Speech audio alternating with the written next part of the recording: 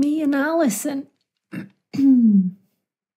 have just finished speaking. Our third conversation of these meandering ones. And I start off by asking her if we can speak about something that she brought up 2 weeks ago or something in a non-recorded conversations, because we do those too, of how uncomfortable she was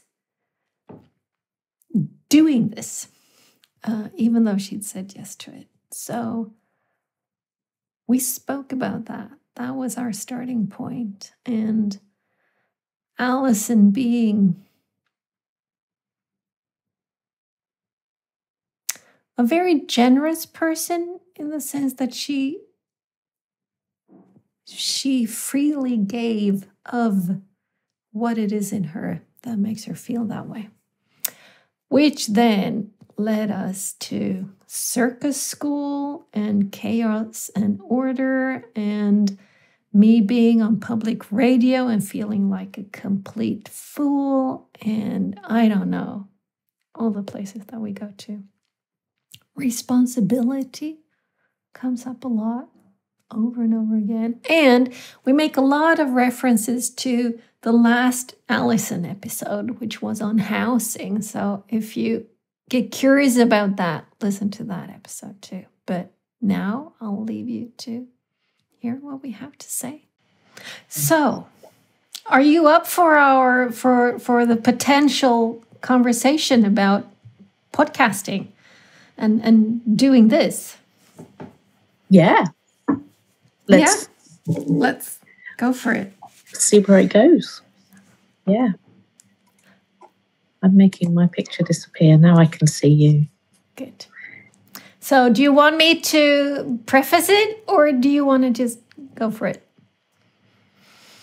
No. What have you got to say? What I've got this to say. So when the thought came to do this type of podcast, you and me had been having Zoom conversations, I don't know, since the fall sometime. I think we started in the fall of 2020, didn't we? Yeah, or even before that. Yeah, well, yeah, you know, sometime. It's like for a long time. So we'd been doing that for like many months when Caspian finally, did the last little piece of nudging that was necessary for me to think that, these types of conversations could actually become a pod. So in my mind,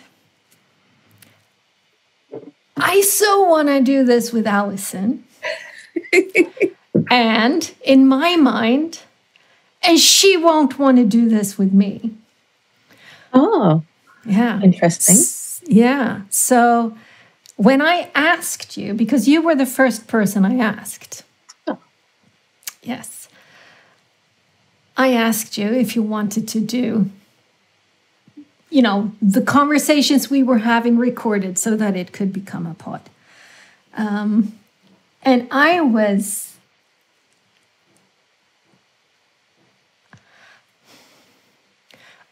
not prepared for your quick yes. Let's put it that way.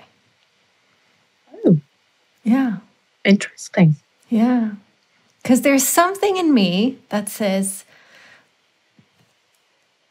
there's something in me saying that there's something in you that says, no, I don't want to be this public or this open or this on or whatever.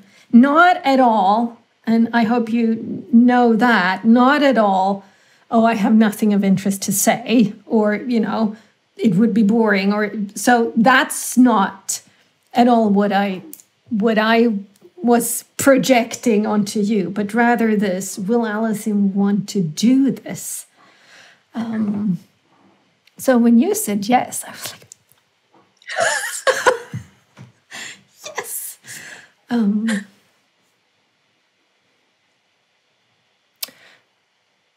So then we started to record, right? And I asked, I asked others too if they wanted to join and got yeses. And then when I actually did start to record, I'm recording onto my computer from Zoom with so that I get the video, I get the shared sound, but I also get separate audio files. And I just give Caspian all of that. And then he was like, well, great. We'll put this up on Anchor and Spotify and all the podcasts, and we'll put it up on YouTube and this and that. And I went, YouTube? Pod on YouTube? It's like, that is so far away from me. I don't watch videos of people talking if I can avoid it. But yeah, he said, it's a thing. It's a completely different kind of crowd hanging there. And YouTube, I think, is the second largest search engine next to Google. Wow. So it's like, okay. So then when we started, it was like I was reading through the descripted or the transcription of the episodes, and I was like marking, these are great little snippets and stuff. And he then got them up as videos. And I was imagining, those, you see those like with sound waves, just to kind of, it's not a static image, but it's an image, and then there's sound waves. That what I had in mind. And I asked him, and he said, no, if you compare those to the engagement you get of actual people, you get much more engagement if it's actual people. So if you don't have a video, you do the sound wavy thing. But if you have a video, go for the video. And I was like, okay. And then, when was it? We were talking, we had a writers club, just you and me, right? Yeah, is that when it was? I know we had a conversation that wasn't being recorded. Precisely. We had one that was, off visibility. And I asked you a question about this type of conversation, let's put it that way. And you said, what did you say? Do you remember? Yeah, I can't remember the question you asked. That was about you and me and Anton. Oh, right. Yes. Yeah, so it was then about me being very uncomfortable. Yeah. With said, I really, really don't like this. Yeah. And I was like, oh, that's so interesting. So it's really interesting to hear what you said, that your instinct when you asked me was that I may well say no, but I wouldn't be a quick yes. Yeah. But that came later. And it wasn't, so it was when you released the first one, it was quite a shock, even though I know I'd seen others like with Beverly and Frank. Oh, you're showing video, but then I just felt so exposed. It was really interesting to notice.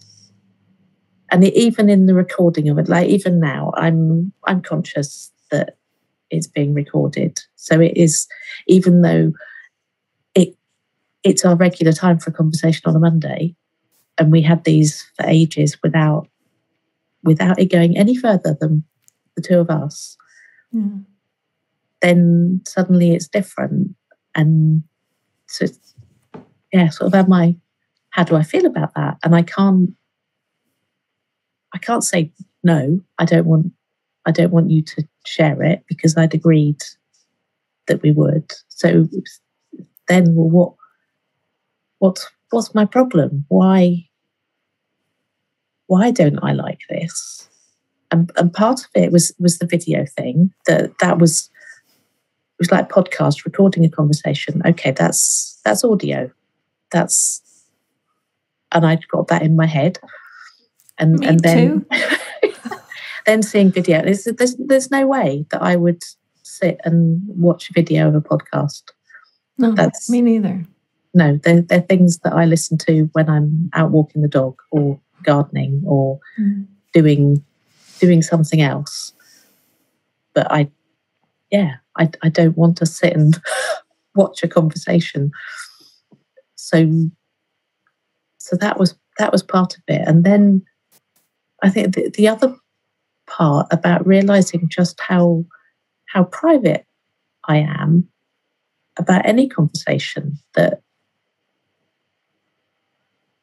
I don't like to have conversations in public that maybe overheard.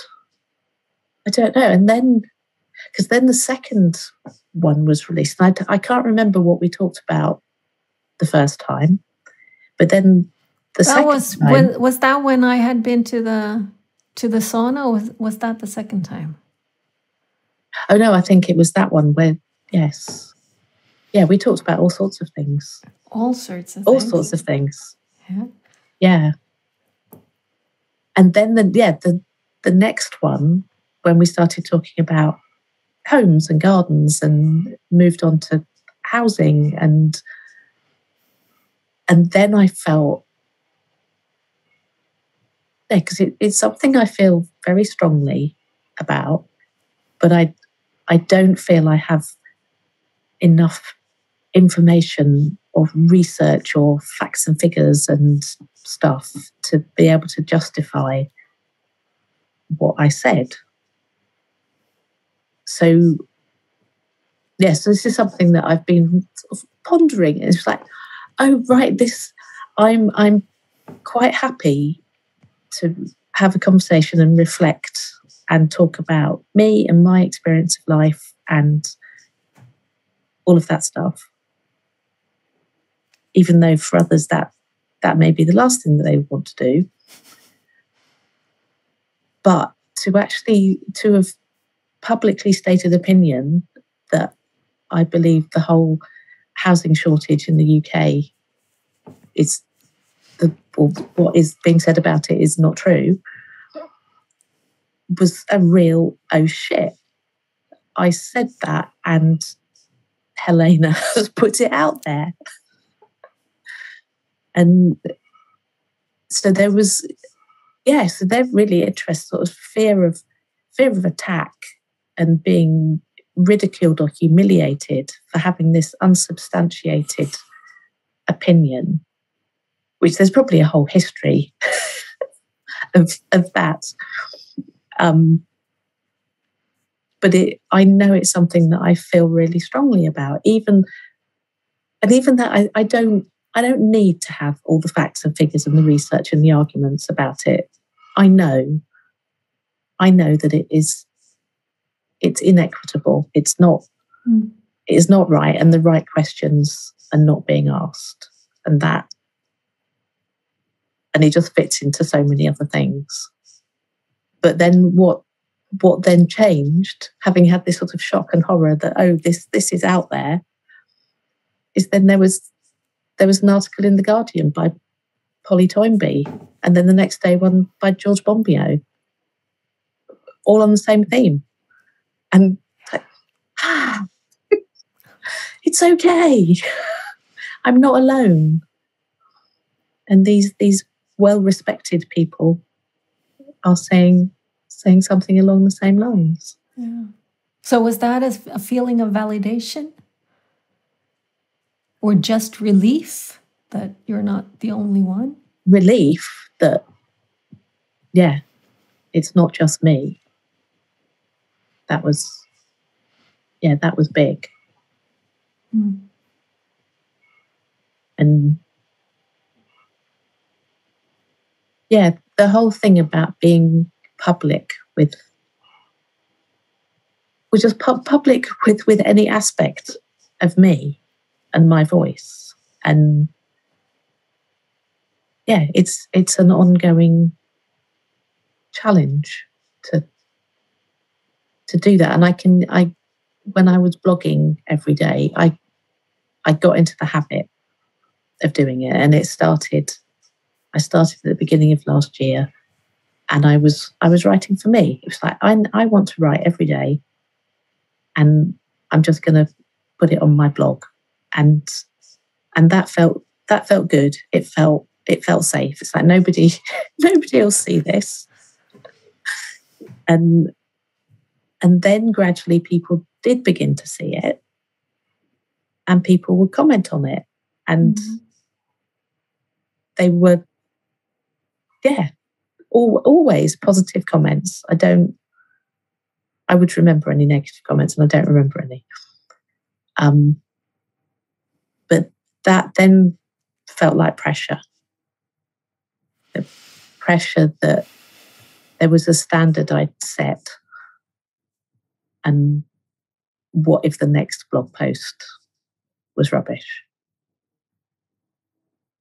And I think that, that was part of it. And it's an interesting sort of juggle between, this is really good that people are reading what I'm writing and it's making them think.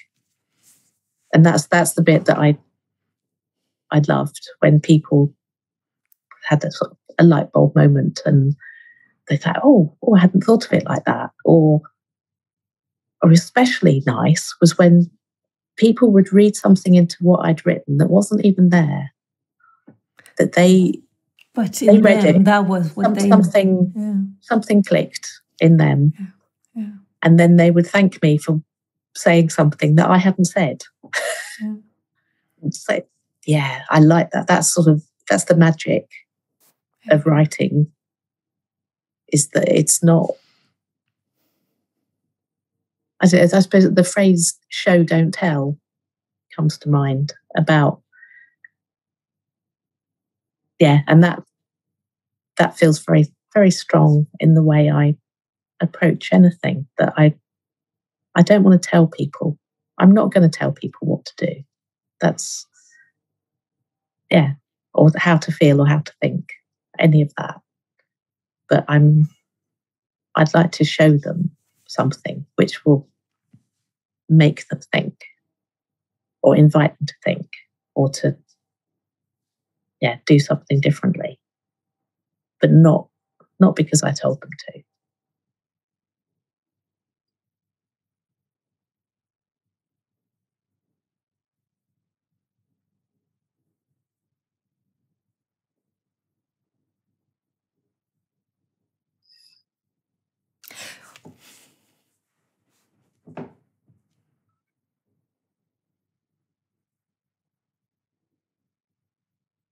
I mean, it's like, it's so interesting, this, to me, this entire thing of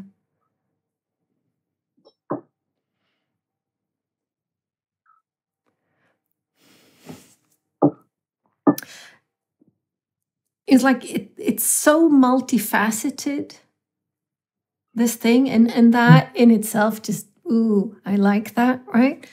But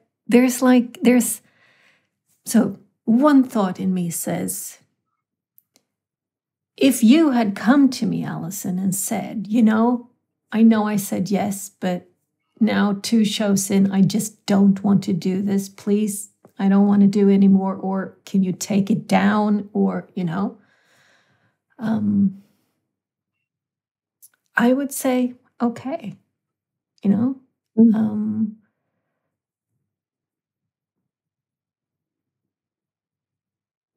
not happily, because I think there is value. I think there is, a lot of worth. That's why you were the first person I asked, because I think that, I don't know how many times in the fall I had this, I wish we'd recorded this moment, because there's instances of just, this is a value.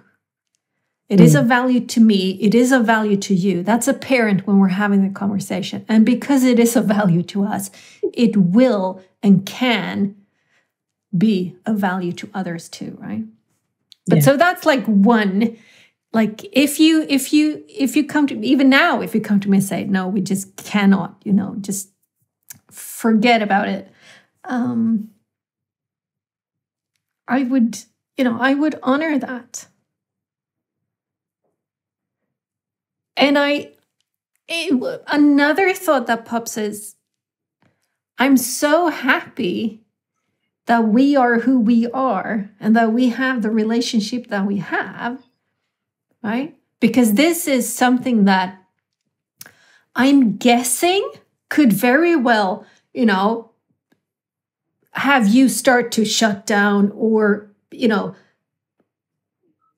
distance yourself from me, not because of me, but because of the thing of putting it out there, right? I haven't felt that. And, we do have unrecorded conversations too, right? Which have just been as lovely as they always are. But there's also this curiosity of what it is with visibility. Be it written word, spoken word, video, audio, it's like visibility. Where, it's like, it's so interesting how comfortable or uncomfortable people are with varying degrees of this. So I have, for the past 8-9 years, since 2013, when kind of everything started, I usually say that, the school spring movement, and there was a start of me being visible. That was when I also started to blog daily. So it's like, in a sense, I've since then putting my stuff out there is something that I've been practicing. And I remember the first time I was to record a 10-minute pod in Swedish about the school system. I don't know how many times I re-recorded that because I just hated my voice. And I listened to it and I went, oh no, cannot, just have to do it again and again and again and again. And somewhere along the line, my experience of my voice has shifted. So I don't... It's like I've peeled the layers of opinion about what my voice sounds like that I had before. It's very sharp and it's very hard and all of these things that I thought. It's like I've kind of peeled those away. It's like, okay, this is my voice. This is what it sounds like when I'm speaking. If you don't like it, that's absolutely fine. If you like it, that's absolutely fine. So it's like it's been a very gradual coming to terms with. Sounds weird, but getting comfortable. Because it is, our voice is something that we generally, well, definitely in the olden days, we only heard it from the inside of our head. There's our voice, that when we speak, there's our voice. And then, particularly in recent years, it's been far easier with smartphones. They've changed so much, but it's easy to record a memo to yourself or record a video or something, and to easily be able to hear your voice. And I remember the first time I did it when I was doing some public speaking training, which must be, I don't know, time has flown. I don't know whether it was 20. I think it was, yes, because Matt was 21 and he's now 27, so it was 6 years ago, 2015. And as part of that, I was practicing and recording myself, and to begin with, much like you said, it was sort of this like, oh, yeah, like, do I sound like that? I sound like my sister. I sound like,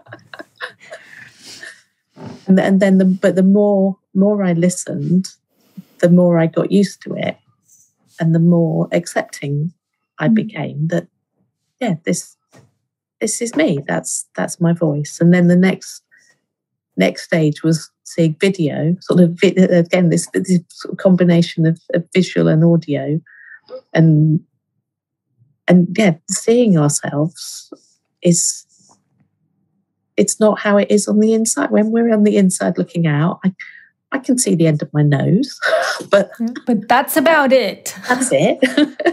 Yeah. And yeah, and then even because there's this thing about reflections, isn't there? That when we look in the mirror, we see a reflected version of our image, whereas there's a blue tit that's just landed on the window. Oh. It looks like it's looking for its mummy. A little baby. Oh, yeah, I can hear it. I can hear it. Yeah. Sorry, I've lost my train of thought. I was distracted by nature. Yes. Reflections. Reflection. Yes. So when we see a video of ourselves, it doesn't even look like what we see when we look in the mirror, because it's flipped, and our faces, as much as we might like to think they're symmetrical, they're not. Nope. So even knowing that, it's like, oh, well, of course I don't quite recognise myself, because it's not the me that I've been looking at all of my life, because I've always looked at a mirror image of myself. And I was thinking, when you were talking earlier, I was thinking about the films that I make of people, and how that is for when I ask their permission to share them out in the world. And nearly everybody says yes with no hesitation. And some people, you included, don't even need to see it. No. And yeah, and I'm beginning to understand the level of trust that people have in me and what I do, that yeah, they can trust that what I show will be with integrity. And that is so interesting. It brings tears to my eyes. So in 2015, maybe? I don't think it was 2014. I think it was 2015. So this movement that I was involved with, the School Spring movement, about the Swedish school, it was the school debate. We were a big part of that. So somebody from the public radio called me and said, hey, we're doing a show on this and that. And, I found you and I would like to interview you and have you on the show. And then she was going to interview somebody else, kind of, opposite ends of the spectrum. And naive I am, deliberately naive I am. I had a conversation with her before the recording just to check, where was she and what did you think? And so it was like, oh yeah, she gets me. That was the feeling I had. She gets me. So we did the recording, and I don't think I got to hear it before it was aired. So it was aired, a Monday evening at 8 or a Sunday evening at 8 or something, So sitting by the computer, logged on to the Swedish radio, listening to this, and I'm shocked, horrified, crying, because she might have gotten me, but that's not what she put out. She put out this flaky, totally off, version of me that oh, this is a caricature, She caricatured me, and she caricatured, I would say, the other sort of side as well. But it was just like, oh my God. Wow. And that was a moment where I picked up the old shovel that I have used for many, many, many decades, beating myself up. And I started to beat myself up relentlessly. I was ashamed. I was embarrassed. I thought, it's like, this is the end of me. This is the end of the movement. It's like, just what have I done? I will never, ever again go on, old school media. Just forget about it. And I felt just horrible. And the next morning, I still felt horrible. I was biking across town for a mastermind meeting with my mastermind group that I by then had met for 2 years, 2.5 maybe. And I brought this up. This was my thing. It's like, what do I do? How do I, what do I do? Because I want to rectify my name. I want to make things right. What do I do? And they were just wonderful. And they, I cried. And most of it was, I felt so dumb. I felt so dumb. So that was really nice.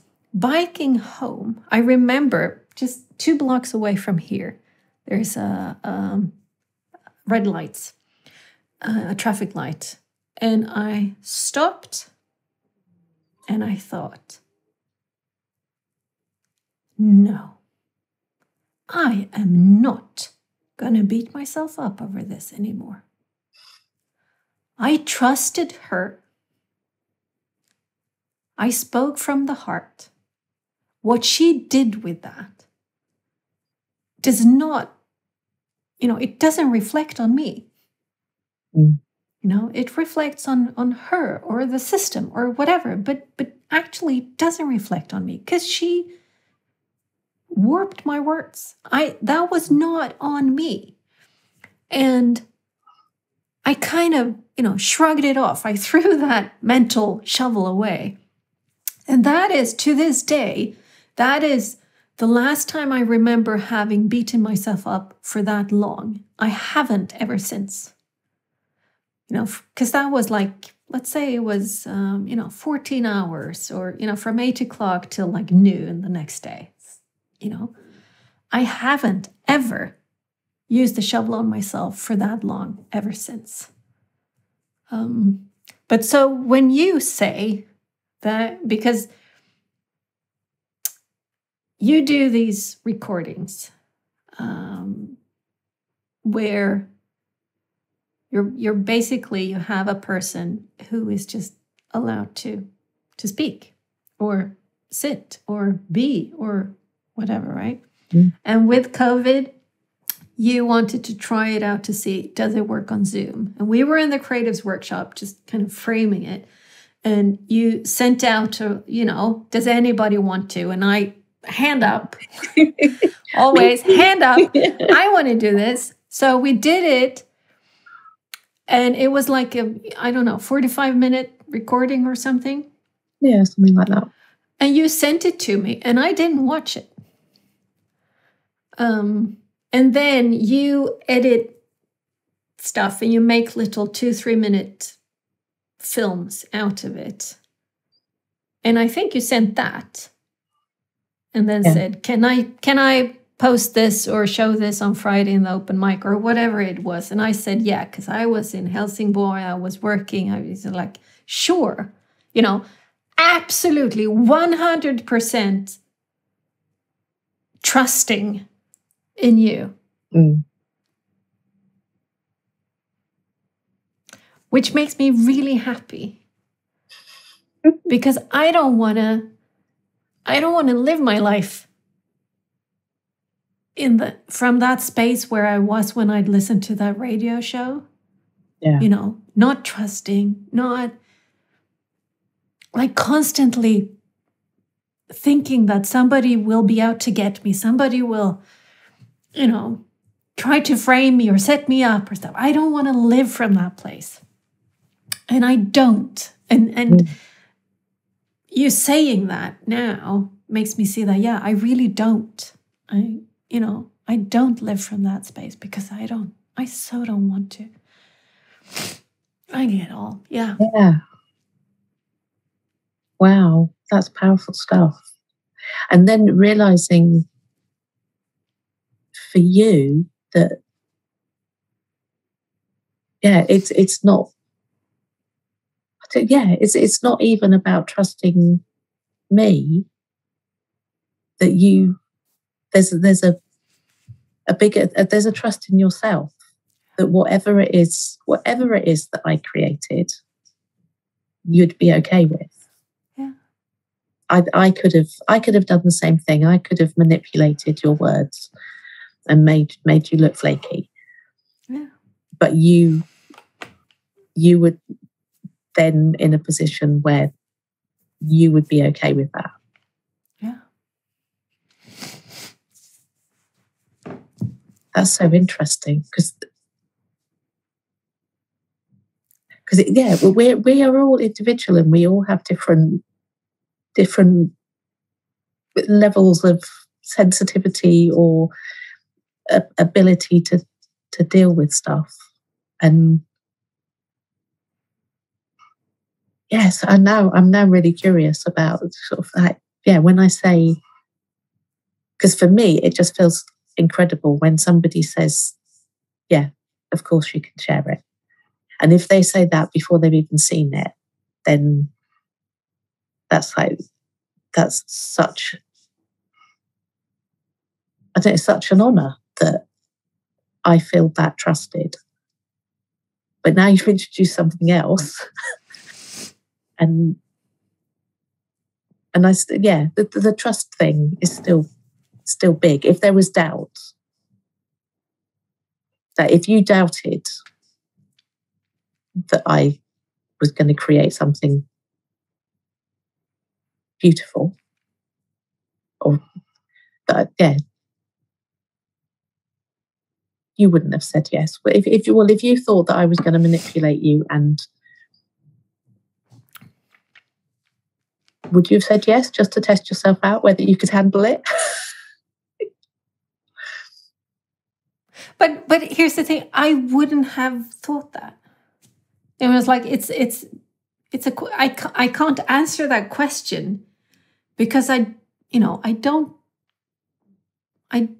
go down that route.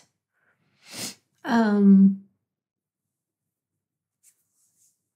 I wonder if this is kind of in a sense linked to this fact, it's like 2,500 blog posts to my name, right? Plus, yeah, so a lot. There's plenty of those that I'm not very proud of. There's plenty of those that are just utter shite. It's like, ugh, yeah. I don't clean it out. I haven't gone down, and, I need to take this one away because it's not good enough, or this is just rubbish, or this is, nothing. It's all there. And I can see when I've culled that and picked up about 50 posts on fear, different ways. And rather than cringe at, ooh, what did I write in 2014? I really don't think that anymore. It is, oh, how interesting. I thought this in 2014. And then you can kind of see the progression of how I have shifted in understanding, in acceptance, in compassion. It's like, it's a path. Yeah. It's a journey, and it's showing. And I'm proud of that, right? I'm proud to say that piece in 2014, yeah, I wrote it. I don't believe the same thing today, but I wrote it, So it's a little bit like that, I think, too. It's like, Because yes, you could make me say anything, right? Because today you can, but it's like, well, if I said it, I said it. I stand for saying it. I'll not necessarily say that I still, I stand by the content as such. But it was me. It was my voice. It was my writings, whatever. Because I remember a teacher at a workshop I went to, I don't know, maybe 7 years ago. And he said, what did he said it beautifully, that this is my thinking for today. You don't have to believe anything I say, but this is my thoughts today. They may be different tomorrow. And that is just such a liberating place to be, which I can see totally messes with some people's heads, because they want certainty. They want to know how it is. Like, what's the facts? What's going to be in the exam, miss? Yeah. And the idea that, we could make up our own mind, have our own opinion, and our opinion can change over time, like you said, and then the curiosity that you've just expressed, going back, it's like, oh, what did I write about fear in 2014? And not a judgment about, oh, well, what did I think I knew then? And that self-acceptance of, that's what I knew then, and I expressed it. And I've moved on, I've shifted.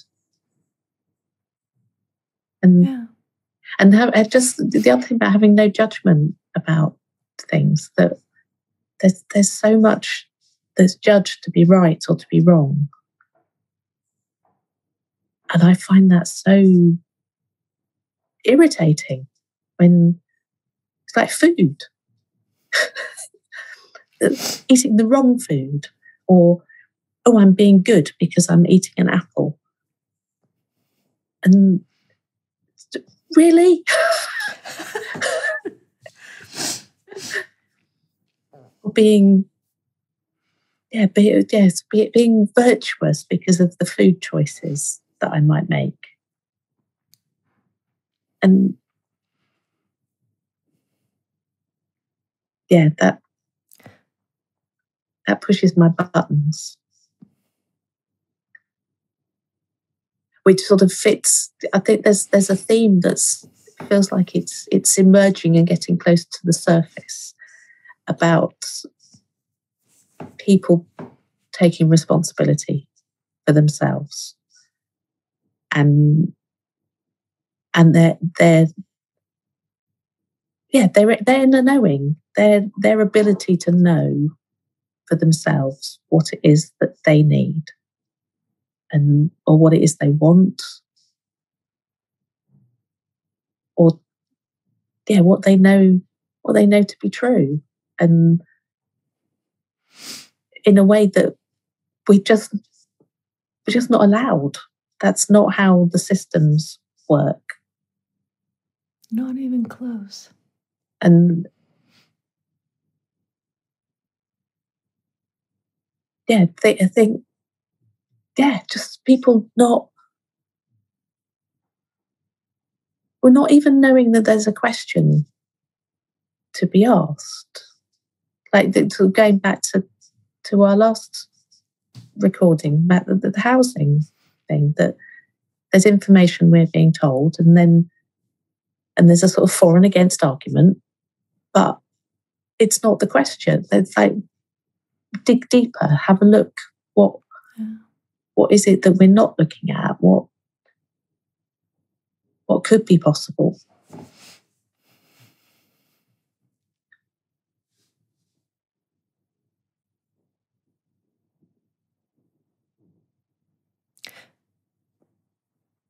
And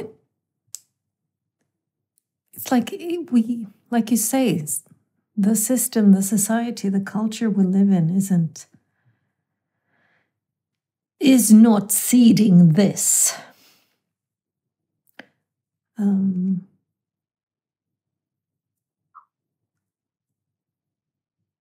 And we kind of, we started at a young age of kind of telling kids what to do, what to wear, how to do, how to be, don't run in the hallway. What do you mean don't run in the hallway? It's like, why not? My legs want to run, right? My entire being says run. And I'll get told off for that. I mean, we're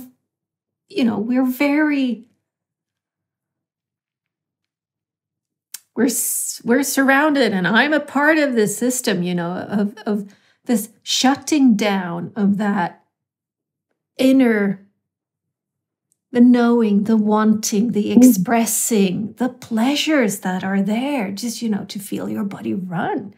It's like, woo. But no, cannot, must not. It's the wrong time. What? Yeah. Because right?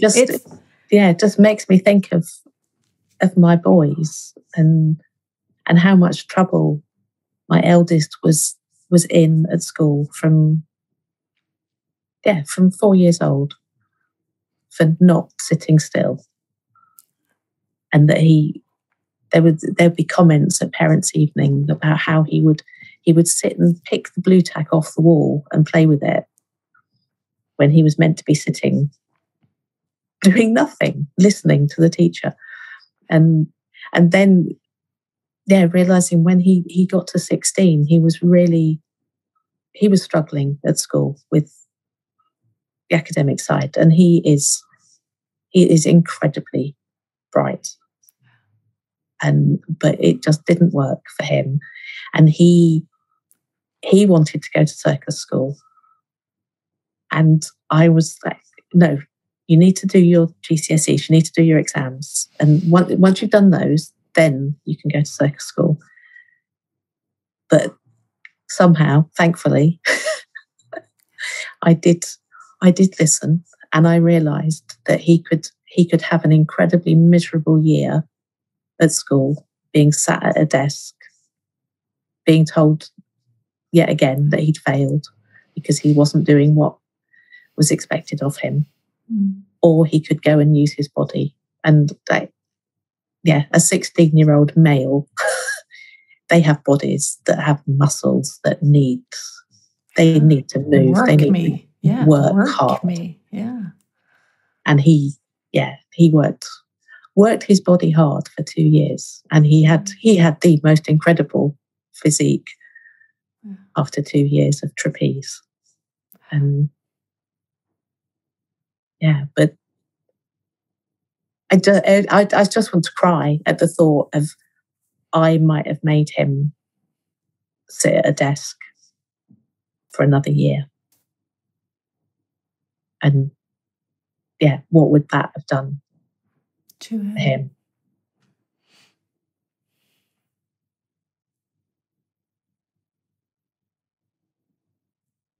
Yeah. How did we get onto that? I don't know. I was thinking the same. It's like we sure do meander, right? But I wonder if that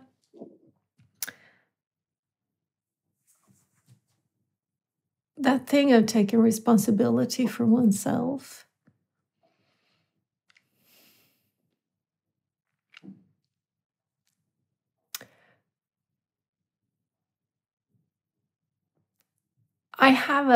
I've written a lot of pieces on this. So you can go back and see where did she start and where has she come now, right? But I perceive responsibility to kind of have a bad rep. That it's heavy and no, and God, and the weight of the world is on my shoulders. It's like it's something to be avoided. It's something to stay away from. But what I've come to learn or come to see or come to live is that It's the opposite, right? It's like when I take responsibility for me, that's the freest I can be. Mm. It's like, then it is my choice, my agency,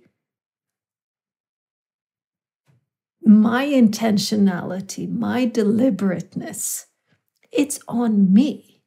And woo, that thrill. But a long time ago, when I started coaching, I went for a walk with a coach walk with a client. And she said, the boss is bad and this and that and the other thing. She's not sleeping because the boss is bad and this and that and the other thing, just on and on and on. And back and forth in conversation, I came to this piece about responsibility. It's like, it's not your boss that makes you not sleep. It's your thoughts about the boss. He might be a really yucky boss, that's not what I'm saying at all. And I'm not, condoning whatever bad behavior of other people, but I have the choice. My reaction is my reaction, right? Yeah. That is mine. And I react, but then I can act upon it. So after a while, we continued walking and talking about it. After a while, she looked at me and she said, but I don't want to take this responsibility. No, there you go. That's the thing, right? Yeah. It's like, because it does take work, Yeah. But it is easier to point the finger at the boss or the hubby or the kid or the teacher or the whatever. But when you actually take responsibility, you cannot be freer. It is, then it's mine. I don't know how to explain it. I think you've explained it well. And there is, it sort of goes again to what the mainstream culture is about blame. That if you watch the news, the news is all about who's to blame, whose fault is it. So we're not surrounded by people taking responsibility for themselves. And we're not surrounded by people who say, I did that. I don't think that today, but I did that. I said that. I wrote that. Yes, it was me. Since then, I've learned. I've come to a different opinion. But yeah, it was me. We're not surrounded by those either. It's like they get really quickly, right? Yeah. If ever there is one.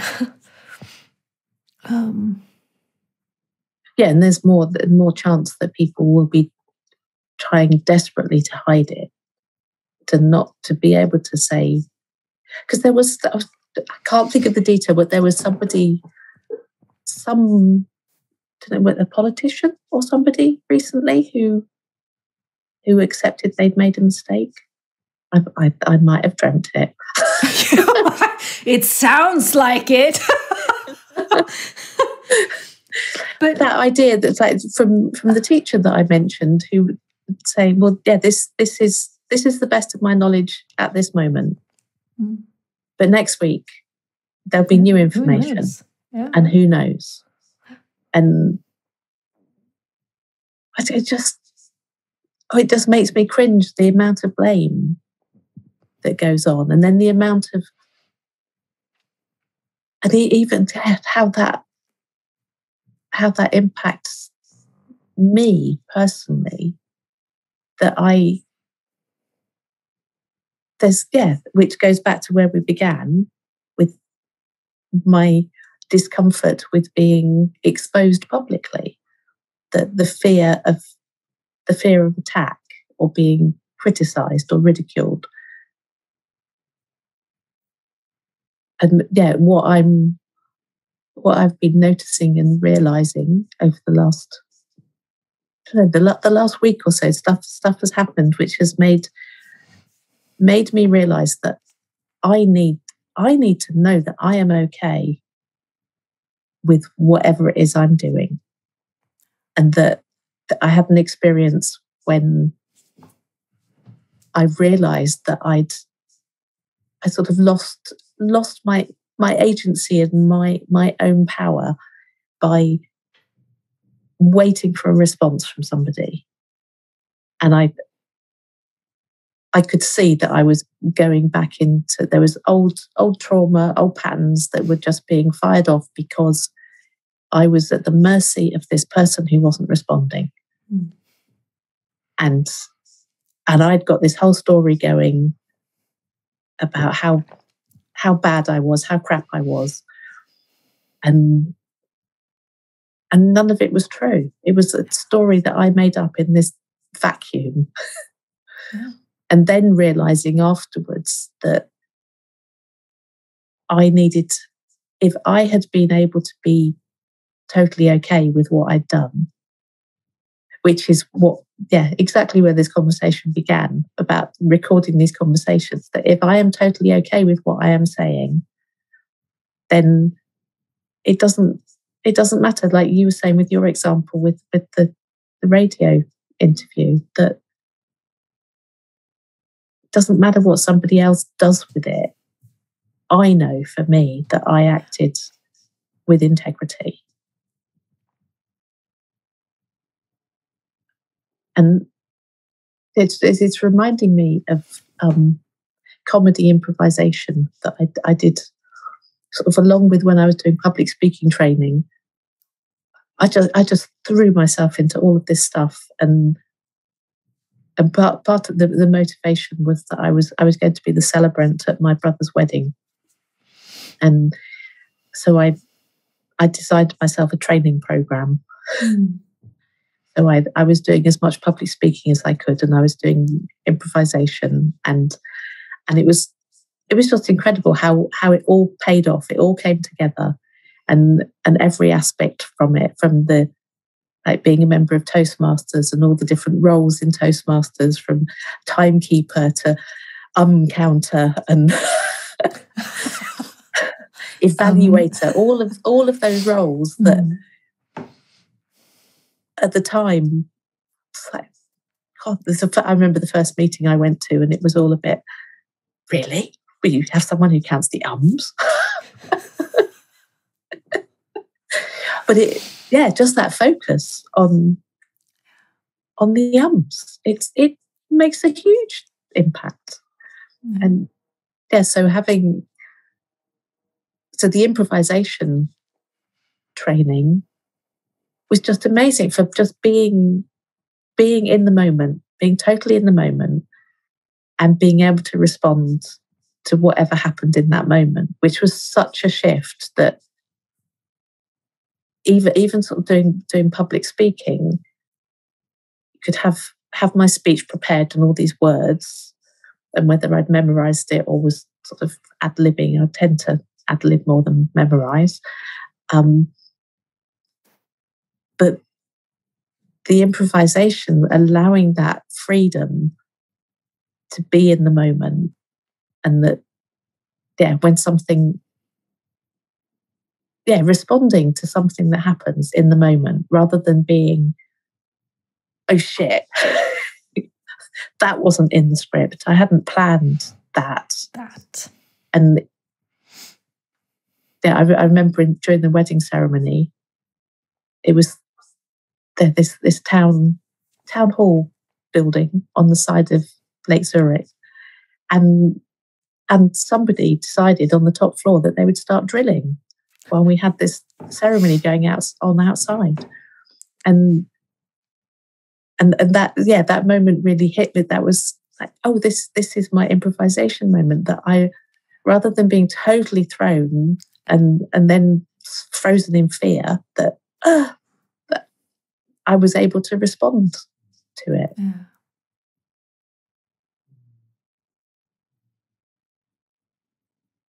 So I was thinking, how do we get? So it's something about the being able to be in the moment, that the more present, and this is a theme that keeps coming up for me about being present in the moment. And I have a pet peeve that somebody very close to me has a big thing about making memories. Mm-hmm. And I have I just have an allergic reaction whenever anybody, and you see adverts with it, sort of make memories, and it pushes my buttons. And so I was trying to work, well, what is it? What is this big effort? I need to make memories. And then, so what happens is then there's this pressure to make memories. So there's and so there's trying to think how it works, but it all becomes about the past and future, not the present. Not the present. So I want to make memories for the past so I can remember this event later, but it's messing up, and it doesn't. So you miss the moment of the present. And if your intention, I think that's the bit that gets to me. If the intention of doing something is to make a memory, you've just missed the point of life. Yeah. Like, memories are, to me, the precious memories are things that are moments that happened that I remember. So they're kind of an artifact, aren't they? It's like there's life, and then some of those life moments, life events will kind of solidify into an artifact. We call those memories. Yeah, right? You might have but it's not how many artifacts can I manufacture? It's like, no, that's not the thing, right? The thing is the living, and then it will result in artifacts, because it does. Like my memory of this radio thing, it's a memory. I didn't do that to make that memory. I assure you. Did you not? I did not.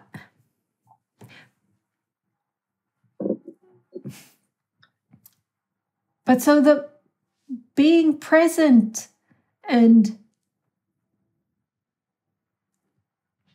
kind of standing for what I do, how I do, how I show up. When my first kid was born, and divorce and shit and stuff, I had very, very, very, very early on there, I had one thing in my head, which was, I want to be able to face my kid when she's old enough, look her in the eye straight, and say, yes, I did what I did. Not try to skirt, not try to blame, but I want to be able to stand, with a straight back, look her in the eye, say, yes, I did this.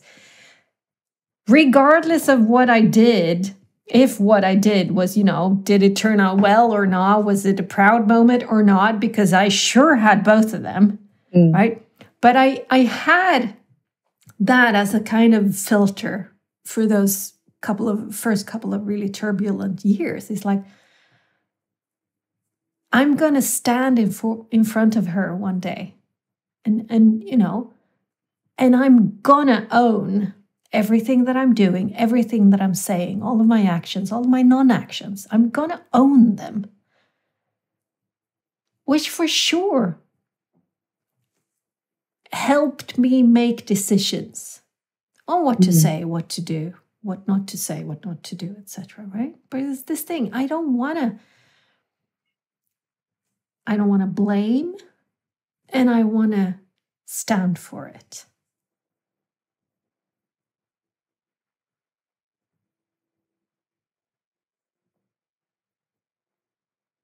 Yeah.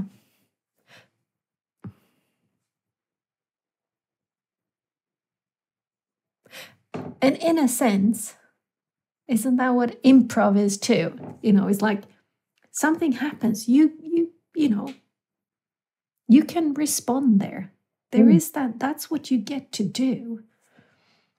But and there's conditioning, then there's norms, then there's you should do this, you shouldn't do that. All of that kind of messes with the flow of just responding, like picking and choosing from what would work here, what would be of service here, rather than, oh no, you're supposed to do this. It's like we're boxing ourselves in, like removing the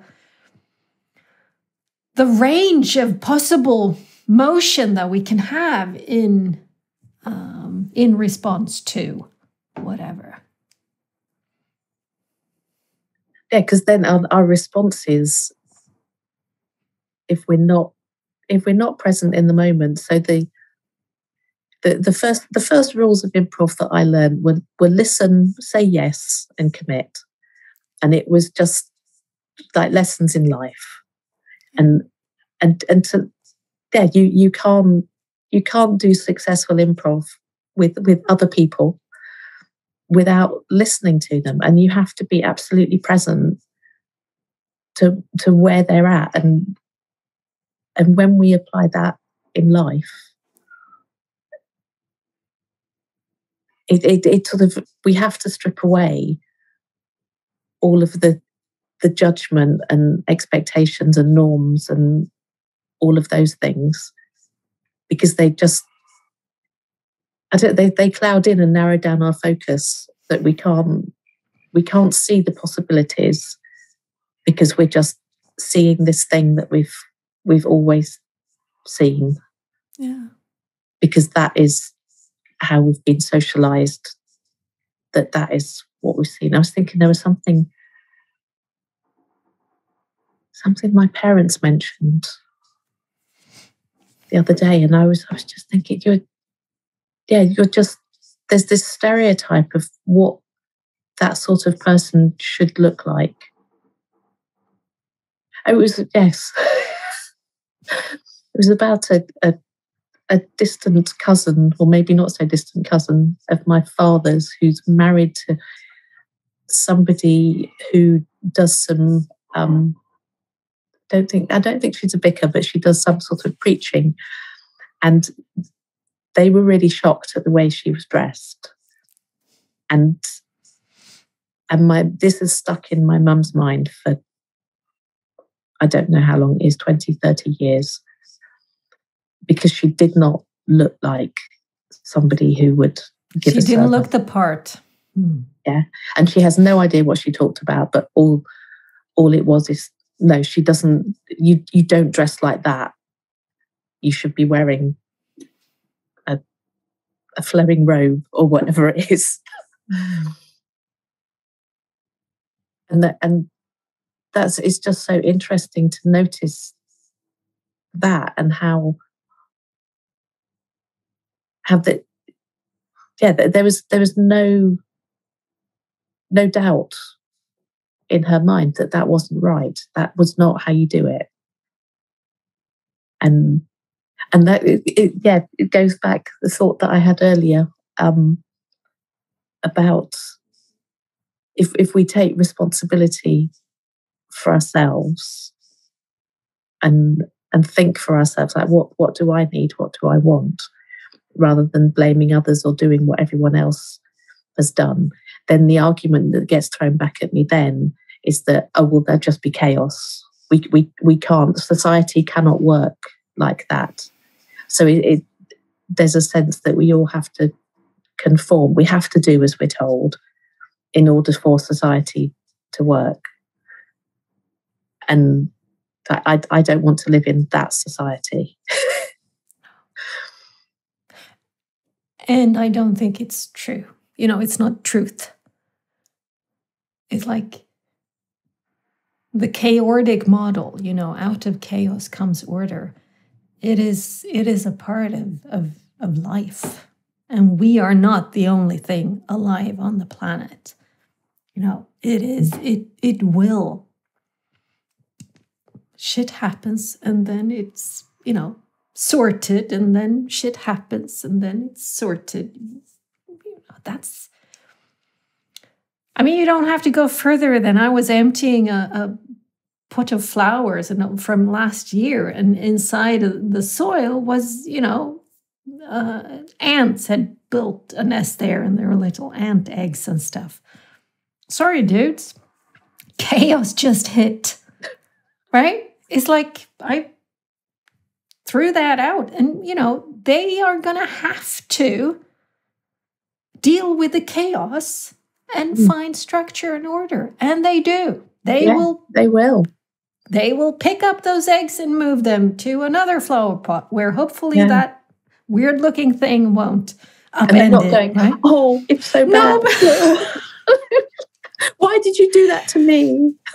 And there's nobody, it's like they don't have a judge who will come fine me for upending their flower pot. There's no, it is what happens in life.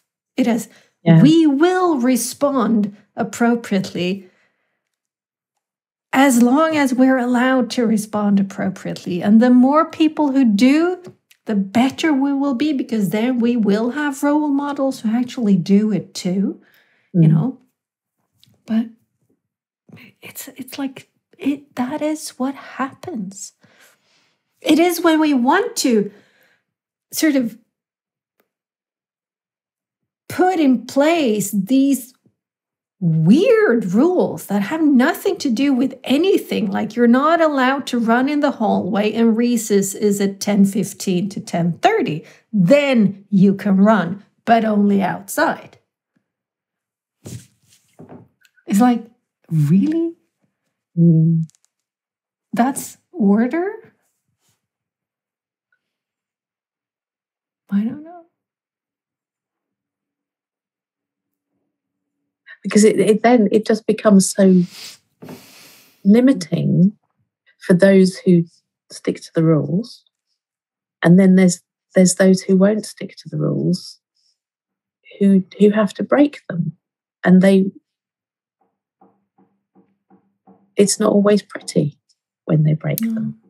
No. But it's completely understandable, the reaction to it. I can feel I will not be told what to do. Do not tell me what to do. And maybe that's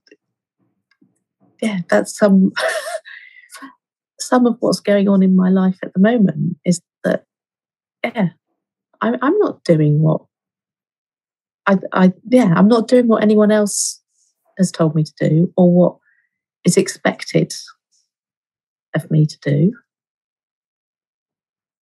And sometimes that is really hard, and I would just love to. No, I wouldn't.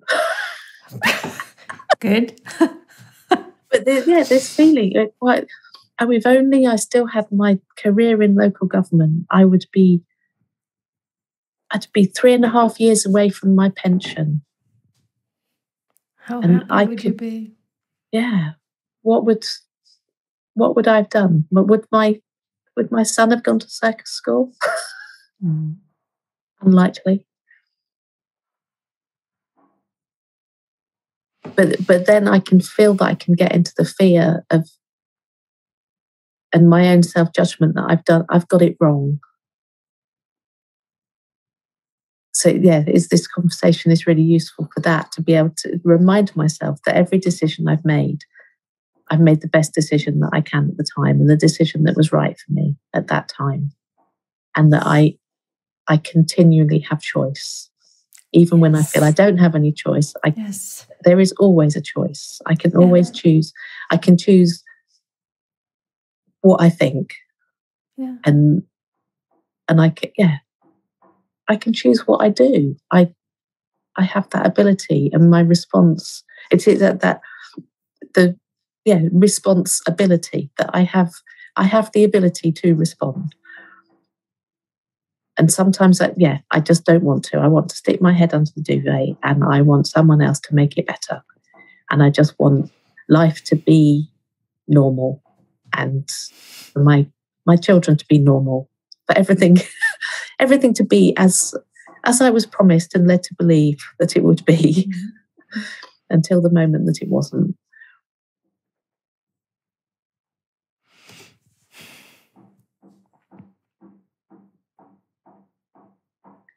And to get into to be in the place where I know that I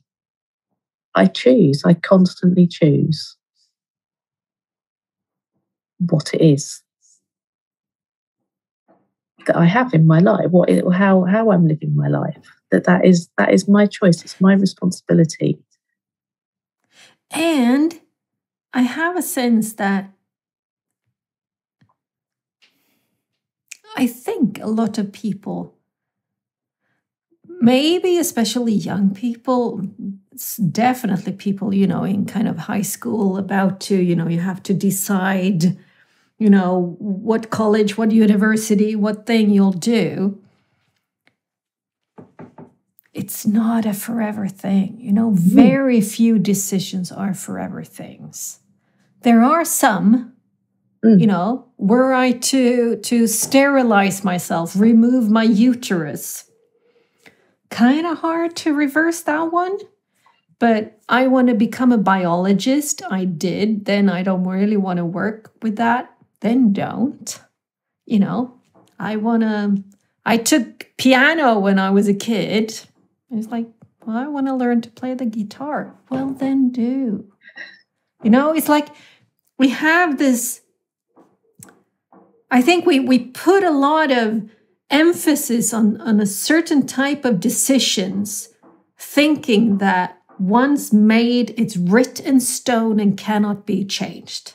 And it's like, most everything can. You can get married and you can get divorced. If you have a kid, I should say that can't be reversed, but then look at my oldest. Her biological father gave her up for adoption because he didn't want to be that parent. So apparently that works too. Yeah.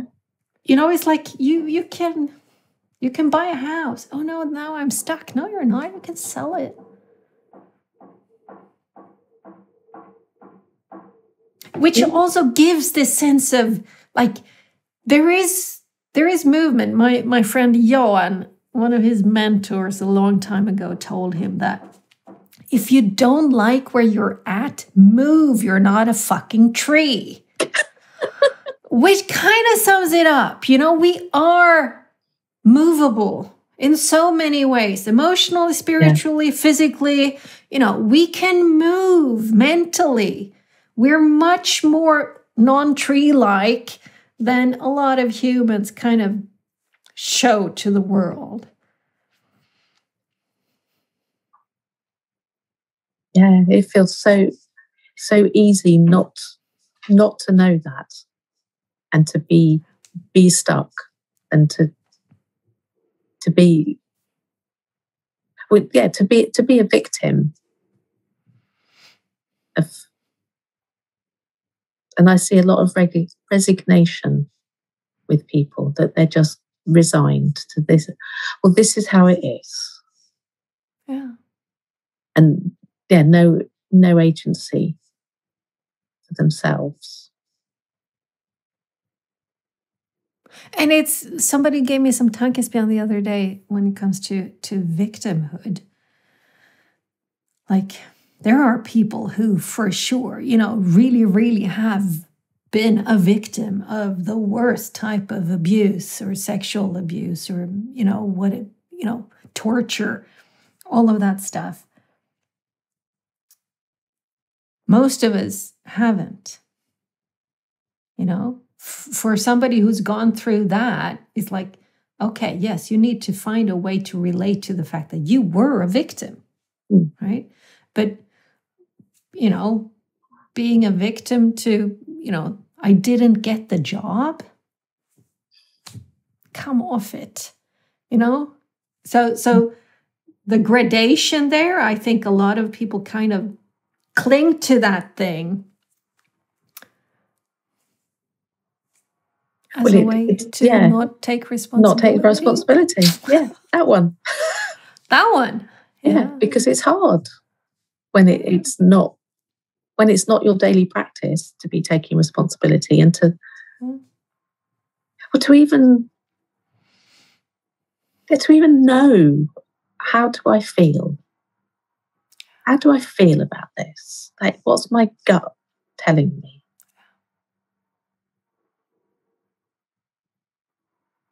Yeah, that's not something that we're taught to do. No. And we can be, which again, it goes back to me talking about the housing problem. That it's a gut thing. It's an inner feeling. It's a knowing. But my fear of being attacked for having that unsubstantiated feeling just shows how much our inner knowing is not respected. It's not something that's been valued and been able to. It feels like it's coming in more now that people are less dismissive of somebody having a gut feeling, but it's still, the norm is more that no, you need evidence, you need proof, you need, give me facts and figures. Yeah.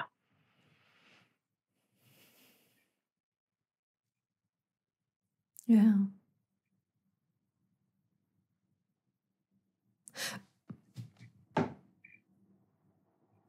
There's this great book by Arnold Mindell that Dominic gave me for my birthday a couple of years ago called Deep Democracy of Open Forums or something. Ooh. Which is, it's a really, really good book. But what he kind of points to, which is interesting here, is this, the gut feeling, the intuition, the whatever you want to call it. It is there, right? We can kind of, barricade it behind, locked doors and brick walls and stuff. It's still there. And that kind of goes in societal, organizations or set up or neighborhood and stuff. It's like there's stuff that isn't being said, that isn't being heard, and somebody needs to give it a voice. So if you have which I wonder if her name is Michelle Alexander, some African-American journalist who did Washington, D.C., kind of, that was her thing. And she's written books about Jim Crow and the laws of Jim Crow in the U.S. In an On Being episode with her, she gave this great recipe for one way of making sure that the possibility of the voices that aren't being heard to actually be heard is by, if you're in a setting, you're organizing a conference or a training or, you're whatever it is, look around you and see who isn't there. Is it the young who are missing? Is it the old who are missing? Is it the immigrants who are missing? Is it the, the physically handicapped who are missing? Who's not there? What can we do to invite? Which doesn't necessarily mean that they feel free to open their mouth and give voice to whatever it is, and then somebody else can do it. Because we feel it. We feel it. So acting on that gut feeling and giving voice to what wants to come out, I think is really, really important. Yeah. Which is also then a way to take responsibility. And it might be the really, really hard things to say. But if somebody says it, it's on the table. Now we can do something with it. If it's under the table, everybody's wondering, where is it now? What's going to happen? Yeah, because even just the sense of how much energy it takes not to talk about it. And that I can, I've just got this sort of image of all this suppression of stuff that it just needs one person to begin the conversation. And then once it's out there, it loses its power. It's the sort of thing about shame, isn't it? That shame, if you show shame some love and compassion, then it can't exist in the same way. No. In the company of others, bring it into the light, and it cannot not at least diminish. Mm. Yeah. But it's interesting. So now I'm thrown back all the way to the beginning of the conversation, where again this sense of you fearing what others will say, fearing being attacked, fearing being ridiculed or hung out to dry, or again, this school spring experience was a great lesson also on that, in that respect. We did a lot of our work on Twitter, and it used to be at least quite, two camps. It's the traditional, and then the ones who are really, really not traditional, and neither shall the two ever really meet and try to understand each other. But we posted a piece on the blog written by a teenager who was 14, 15 at the time, and was flunking a subject, even though he at home aced that subject. And people did not believe that was written by a 14-year-old. So we were accused of faking this, of writing this in his name. And it just blew up. And man, the attacks and the helpless feeling of I know who wrote this. I know he's capable of writing this. Having teachers, Swedish teachers, language teachers of that grade, age of kids, saying no kid that age could ever write a piece that good. What the What if they get a really brilliant kid in their class who writes something like that? Well, then they say that, no, you're cheating. It's your mom who wrote it. So it was, it totally blew up. And in a sense, was one of the things that helped me, kind of accept the fact that people will find stuff to hate you for, regardless. If you say something, they'll hate you for it. If you don't say something, they'll hate you for that. It's like people can find any number of reasons to dislike you, to hate on you, to attack you, to ridicule you. So, and then they will if you don't fit with. And they will, precisely, right? So again, this bringing it home, what do I do? How am I? What am I saying, doing, being? And do I stand for it? It's like, that's there's a groundedness in that. And that Twitter school, so to speak, was really helpful for me because it made me stand much, much sturdier. Come a wind, a gust of wind, I might wobble, but I won't fall. Because I've been tested. We're tested over and over and over again. And you try everything. You try listening. You try opposing it with force. You try kind of, or try to see, can we get evidence somehow? Everything. We tried everything, right? It does not work because that's not what is the intent of the people who are attacking or complaining or whatever. They don't want to resolve the thing. They want to hammer home their point. Yeah.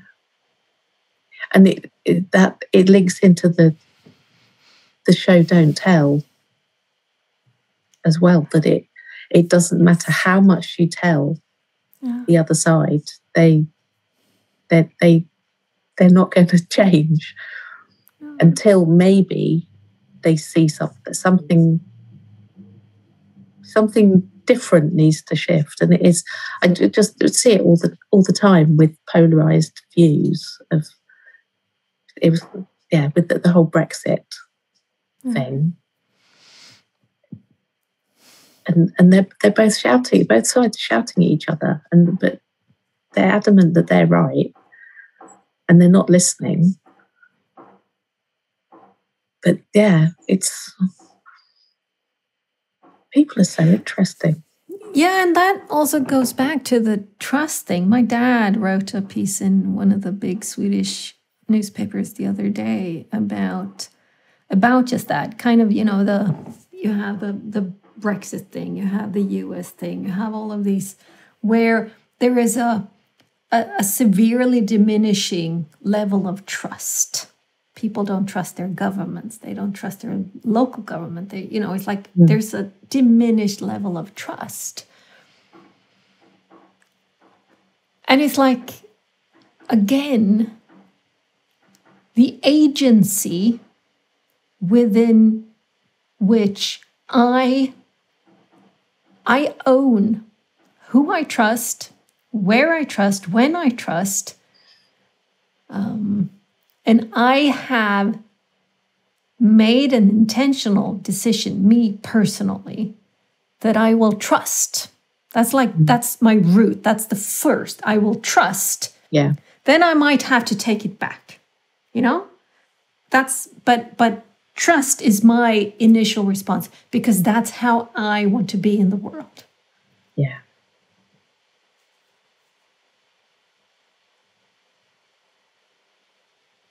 Which then also, of course, builds my trust in me. So you're right in that. And it makes stuff possible, doesn't it? When you approach life with trust rather than with fear. And I wrote a piece the other day about a friend who inspired me on my overseas travels, and that she's nearly as old as my mum, but she would say, "Oh no, I always travel. I travel with love and trust, and I trust that I will be fine." And I spent a few weeks staying with her before I went away, and it was the best thing I could have done, to be with that attitude and to feel that and to hear her stories of how her travels unfolded because she trusted, and which is what I then did. That I had this most incredible adventure that I only happened because I was trusting and I was open to whatever came my way, and trusting that I would be safe and that I'd have a good time. Yeah. And there were moments of doubt. Yeah. But yeah, when I look back on it and I think, well, if I'd come from a place of fear and that I need to keep myself safe, then I would probably have had a very strict itinerary. I'd have known exactly what I was doing, when, where I was staying, where, everything. And that would not have been the experience that I had. I wouldn't have, just wouldn't. It's like the backpackers I met when I was on a day trip up in to the Golden Triangle. I was with my brother and his wife and their firstborn when in 95 or something, 96, 95, up in Chiang Mai. And I met these British couple that had been backpacking. They'd been in Australia and then they were backpacking home. And they were eating antibiotics to stay safe from belly, Bombay belly kind of, it's like to avoid food poisoning or whatever, we will eat antibiotics. For how many months now? Your entire intestinal system is just dead. It's like they had to have had the most horrendous tummy issues, right? But it is again that fear. Don't trust. We cannot do, it's dangerous. Like, because then the thing that happens is people don't think because there's fear. There's somebody offering a solution, like, oh, take antibiotics, and that's it. It's not. It stops. They don't need to think anymore. Yeah.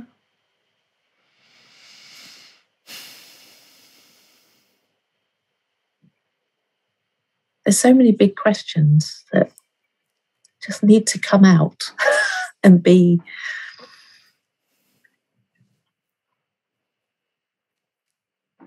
But yeah, even thinking because they then get shut down because people don't want to hear the question.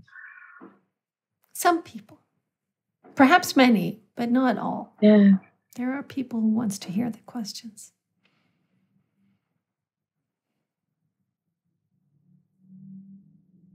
Yeah, and probably the more people who hear the questions and know that there is a place and a space and other people who are open to questions. Yeah, makes it more possible that more people will be more curious. Yeah, which is one of the hopes of this. That it will spark some thoughts, some questions, some emotions, some feelings, oh no, that can't be true. But wait, did I just say that? Why did I say that? Why can't that be true? Could it be true? It's like whatever it would be. Yeah.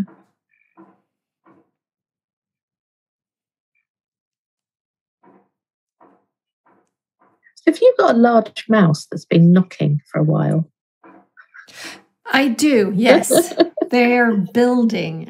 The neighbors are building. Yes, it's a very large mouse. Yeah. I didn't. Well, you can hear that. Well, that'll be fun. And I've had a dog that's snoring. I don't know whether you've heard him snoring. Yeah, a little bit. Oh, he's now having a drink. I think that's sweet. It's life again, isn't it? Yeah. It's like, I actually, so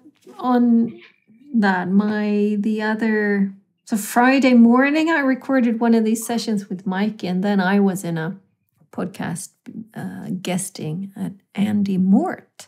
And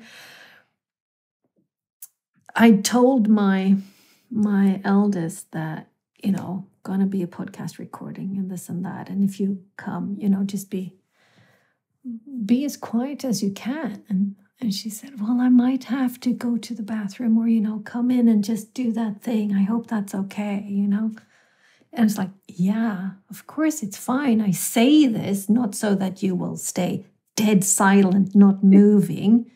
I say it so that you don't, deliberately, I'll slam the doors or, because that's kind of annoying. But it's just, I just want you to be aware of it so that you can respond based on that fact. Yeah. If I wanted it to be clean, well, I would have had to get to a studio, wouldn't I? So again, choice is mine, but I can say, could you please, know that this is going on so that, which is kind of the same thing with responsibility again, you know. It is on me that there's a big mouse hammering in the background. I'll take that one because I don't feel the need for this to be a clinically perfect sound setup. Yeah.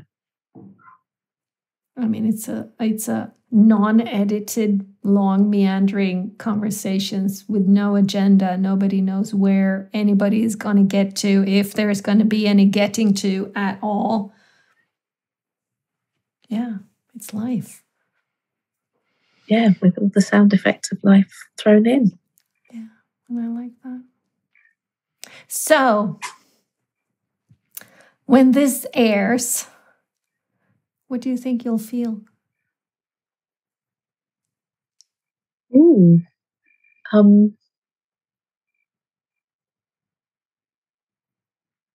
Intrigued, I think, or nothing. Just like, and yeah, because it will be the third one. It's like, yeah, okay, Getting into the groove of yeah, it. and it feels good to have spoken about. Yeah, the unspoken. Yeah, really, really good. And that's like, well, yeah, it's all out there. That's, yeah, this is my thoughts for today. This is where I'm at. Ditto. Yeah. Yeah. Yeah. Thank you. Thank you, Alison. Really, really thank you. And how interesting where we kind of, you know, one thing kind of leads to another and another and another, and we just go to interesting places. Yeah. And I am, you know, I so enjoy. It's like we've just spent, you know, 1 hour 40 or something.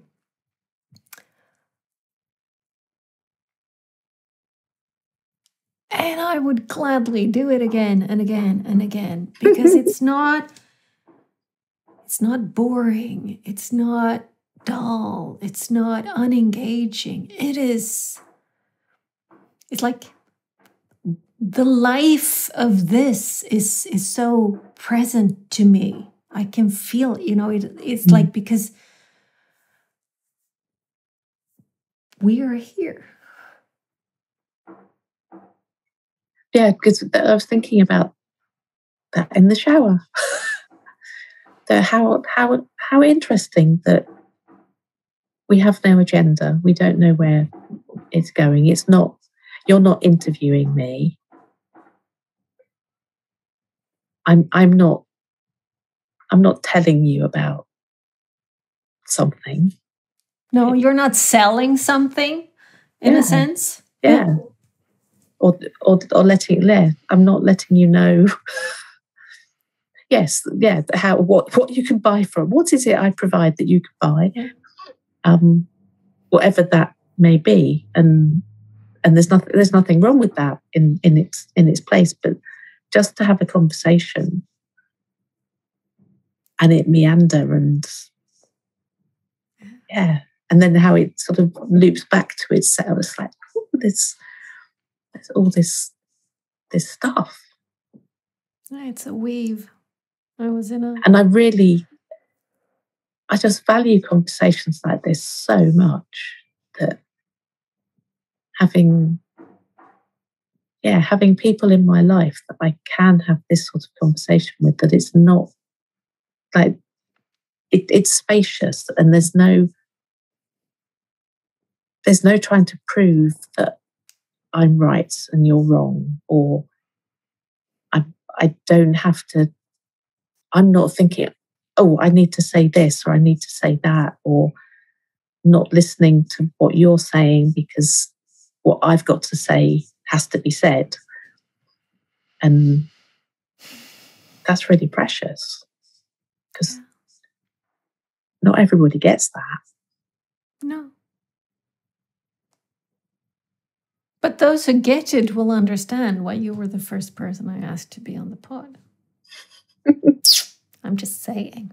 Just saying. And I mean, it is this. I was in a therapy session with Dee earlier this morning, and we were talking about the weave. You know, it's like we